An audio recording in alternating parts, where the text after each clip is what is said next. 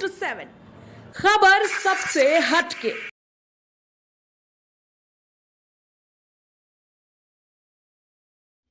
नमस्कार, आप देख रहे हैं अंतक 24/7 खबर पटना से। प्रदेश अध्यक्ष अख्तरुल ईमान का बयान। एआईएमआईएम ने 5 और सीट पर उम्मीदवार उतारने की बात कही। इंडिया गठबंधन का पार्ट बनना चाहा था एआईएमआईएम ने, लेकिन बीजेपी का खौफ दिखाकर माइनॉरिटी को नजरअंदाज कर रहे हैं। हमने इंडिया गठबंधन से गुजारिश की, आप हमें साथ में लें।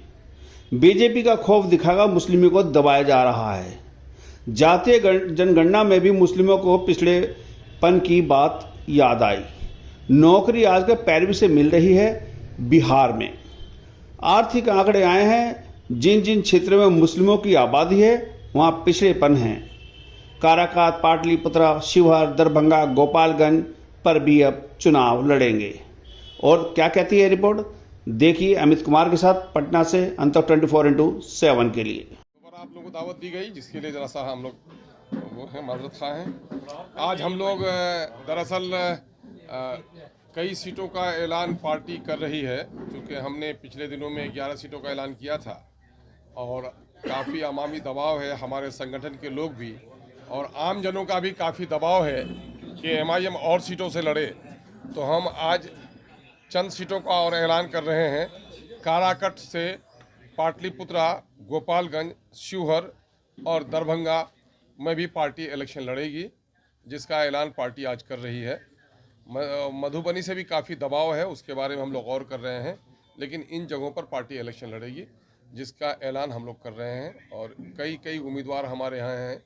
अभी हमारी पार्टी में आज ज्वाइनिंग भी हो रही है मोहतरमा प्रियंका चौधरी साहिबा का, जिनका काराकट से ताल्लुक़ है, और जनाब फारूक साहब का भी, जिनका पाटलिपुत्रा से ताल्लुक़ है, वो ज्वाइन कर रहे हैं। कई सीनियर लीडर हमारे ज्वाइन कर रहे हैं और हम बड़ी मजबूती के साथ इलेक्शन लड़ना चाहते हैं। मेरी ख्वाहिश है, पार्टी की पूरी कोशिश है कि कहीं से भी भाजपा कामयाब नहीं हो, लेकिन चूँकि हम इलेक्शन का ऐलान करते हैं तो आप लोग इल्ज़ाम लगाते हैं। हमारी पूरी कोशिश रही, 2020 में भी मैंने तमाम तर मिली ऑर्गेनाइजेशन को कहा कि मुझे गठबंधन का पार्टनर बना दिया जाए।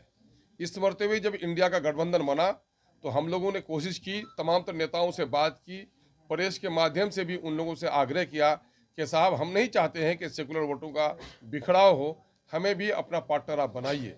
लेकिन ये लोग सिर्फ बीजेपी का खौफ दिखाकर माइनॉरिटी की क़यादत को, माइनॉरिटी की लीडरशिप को कहीं उभरने नहीं देना चाहते हैं।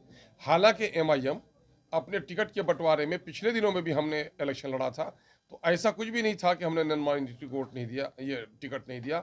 हमने यादव को टिकट दिया है, हमने दलितों को टिकट दिया है। अब की बार भी जो हम एमपी के इलेक्शन के लिए जिन सीटों का ऐलान कर रहे हैं, हम 50% वहाँ जो टिकट्स हैं वो हम नॉन मुस्लिम्स को देंगे। इसलिए कोई इल्ज़ाम हम पर नहीं लगा सकता है कि हम कोई ख़ास जमात और समूह की बात कर रहे हैं।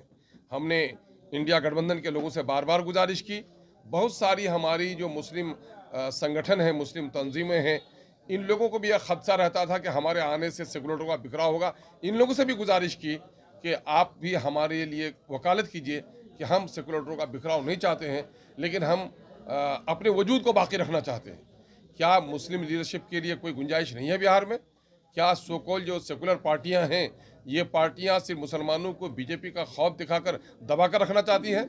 अभी जातीय आधारित जो गणना आई है, जो हम लोग चीख रहे थे, चिल्ला रहे थे कि माइनॉरिटी के लोगों को इन लोगों ने हाशिए पर डाल दिया है, और ये 30-35 साल के दरमियान में, जिसमें राजद, जदयू, कांग्रेस और भाजपा सभी लोग शामिल रहे हैं, मुसलमानों की 60% नौकरियों से इनको वंचित कर दिया गया।